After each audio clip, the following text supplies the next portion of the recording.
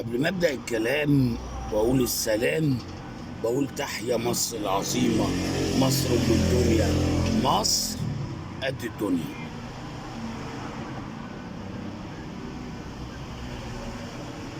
آه من فتره كنت عملت فيديو على اسوان،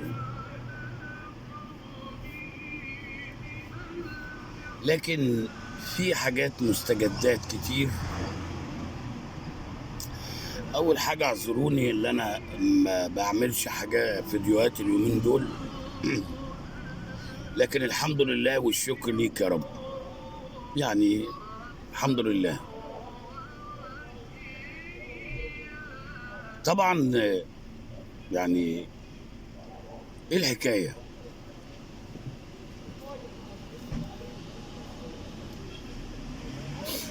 الحكايه اللي انا هبدا بيها النهارده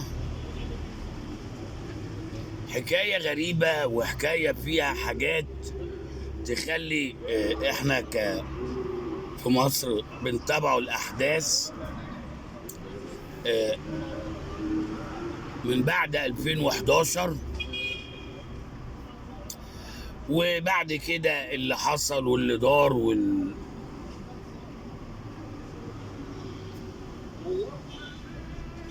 وبدأت الدولة تسترد عافيتها تاني.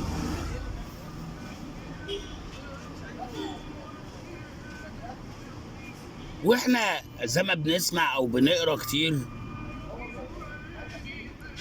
في حاجات غريبة. عشان نبدأ الحكاية او نبدأ الرواية ناخد الاول جزء من القانون الجنائي. القانون الجنائي اللي بيحاكم المجرمين في مصر. القانون الجنائي في مصر في نص قانوني بيقول المحرض مثل القاتل. يعني واحد حرض واحد قتل واحد، الاتنين صفة واحدة. يعني ده مش لوحده وده لوحده، لا. لو القاتل خد اعدام المحرض ياخد اعدام.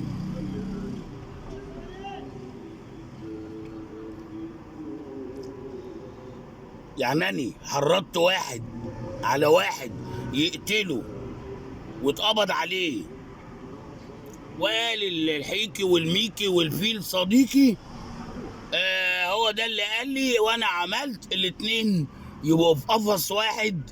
ولو خد القاتل خد اعدام، المحرض ياخد اعدام.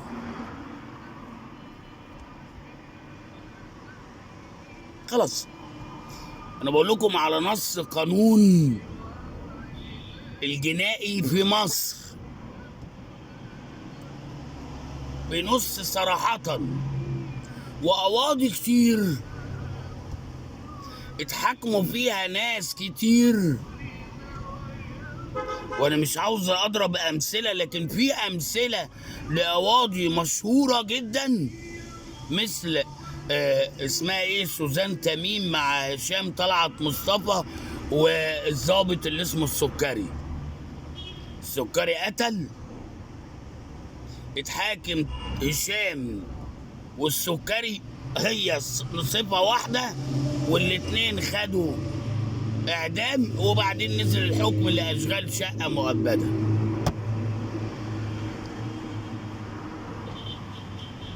مفيش اختلاف بين المحرض او المحرض او المسلط باي تعبير او باي صفة.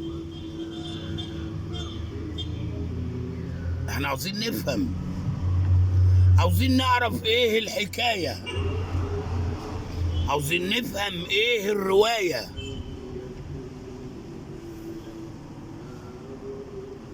فاليومين اللي فاتوا طلع نص كده مكتوب ان تقريبا محكمة الجنايات بتطلب يعني ناس مجموعة هيشيلوها من قوائم الارهاب. طب الناس دول ايه؟ وليه حطيتوهم في قوائم الارهاب او قوائم الانتظار؟ لان هم هربانين بره، هم هربانين بره. طب دول كانوا بيحرضوا الجماعه اللي هي الارهابيه على الجيش والشرطه.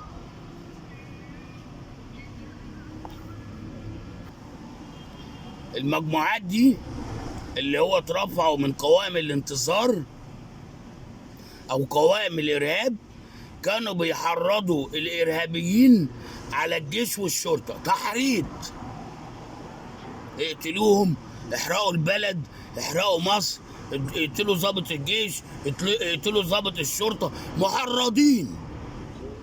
والقانون الجنائي بيقول المحرض مثل القاتل.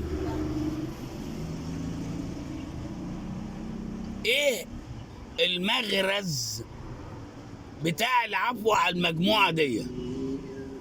والمجموعه دي فيها اسامي خطيره جدا، اسامي كان بمثابه كلامهم فتوى. الاسامي دي زي وجدي غنيم والجماعه دول، اساميهم الكلام بتاعهم كان بمثابه فتوى، كانوا بياخدوا بيها وكانوا بيقتلوا ويولعوا ويحرقوا ويعملوا اي حاجه تخيلها العقل.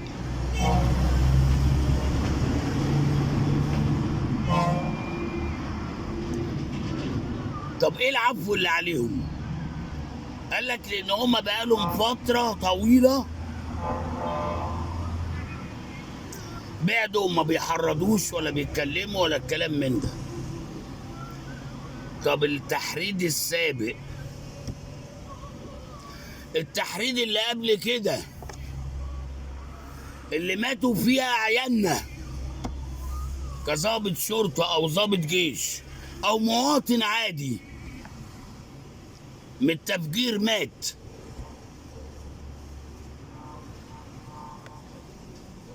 راح بح. انا قلت اعمل الجزء ده لان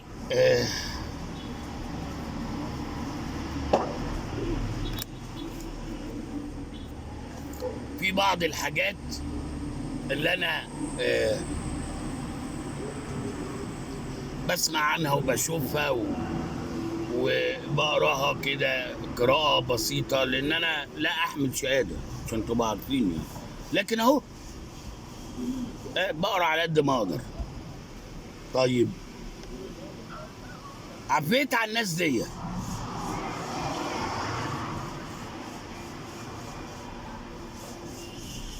هل هيرجعوا مصر؟ ممكن، حقهم. طب هل هيرجعوا تاني ويكرروا نفس الحكاية؟ ما هو دول بيزنس، اللي هو بيقول لك أبدني تجدني. الناس دي بيتمونوا من مجموعة مخابرات. امال بيجيبوا فلوس منين؟ زي الجماعه اللي قاعدين في انجلترا واللي قاعدين في قطر واللي قاعدين في امريكا واللي قاعدين في لندن واللي هي انجلترا يعني، والناس ياما، وفرنسا طب ايه؟ هل دم الناس دي راح؟ اللي اتحاكم واتعدم واللي محبوس وكل ده هل خلاص؟ لا طبعا، لا طبعا، لا. في حساب يوم الموقف العظيم، حساب لما تقف بين ايد ربنا يوم ربنا سبحانه وتعالى لم يأمر ساعة ما يؤمر النفخ في البوق فيصعد ما في السماء وما في الأرض، الكل يموت. يوم تقف بين ايد ربنا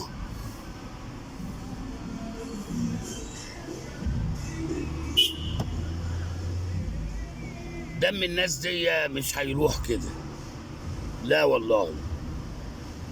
لو ما تعاقبش في الدنيا هيتعاقب في الآخرة.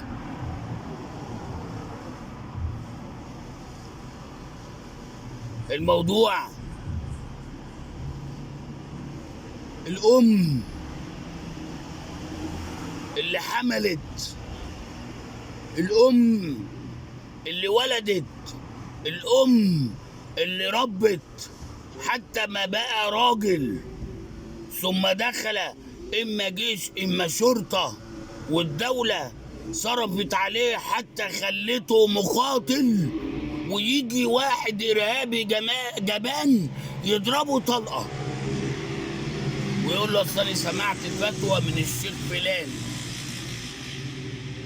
أو الشيخ فلان، ثم يمر الزمن إذا مات الإرهابي أو اتقبض عليه واتحاكم والمحرض، النهارده الدولة بتديله إعاف أو إعفاء.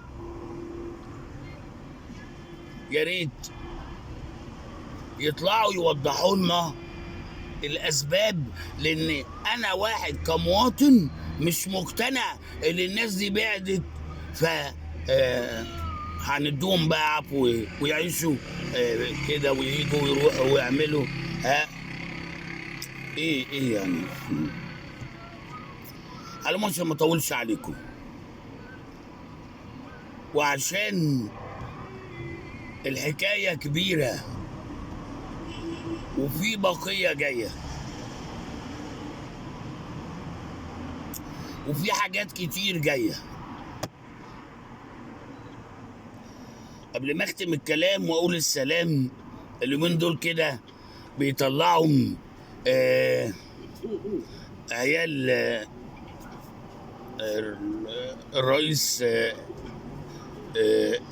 المخلوع حسني مبارك، وعمالين كده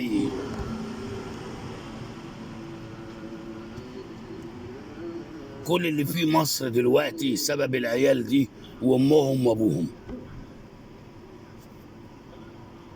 كل اللي احنا فيه النهارده سبب حسني مبارك وعياله ومراته والشله الفاسده اللي كانت حواليه. واذا كان الناس ما بتقراش التاريخ، اقروا التاريخ، وضحوا للشعب الفساد اللي عملوه العيال دي وابوهم والشله اللي كانت حواليهم، اللي دمروا مصر ودمروا اقتصاد مصر. اللي جاي اكتر من اللي عدى واكتر من اللي راح. ما زمان كانوا بيقولوا وينادوا على واحدة اسمها انشراح، قالت لهم اللي راح راح واللي جاي اكتر من اللي راح. دي انشراح قالت كده، قالت اللي راح اللي جاي اكتر من اللي راح. انتظروني عشان هكشف اسرار للعيال دي والشله اللي كانت معاهم، وعلى راسهم احمد عز والشريف والمجموعه الفاسده دي. وكان هرجع لكم تاني. ختمت الكلام وقلت السلام، وقلت مصر عظيمة، مصر قوية، مصر بولادها، مصر بولادها، مصر ولادة، مصر ولادة. أحمد عرابي، مصطفى كامل، ومحمد فريد، سعد تحيا سعد زغلول، وابو خالد الزعيم جمال عبد الناصر، وبطل الحرب والسلام الرئيس المؤمن محمد أنور السادات، اللي قال سيتوقف التاريخ طويلا، التاريخ هيقف زمن بالبحث والدرس. التحية العسكرية، إن كنتم خير أجناد الأرض. تحيا مصر، تحيا مصر، تحيا مصر، والسلام عليكم.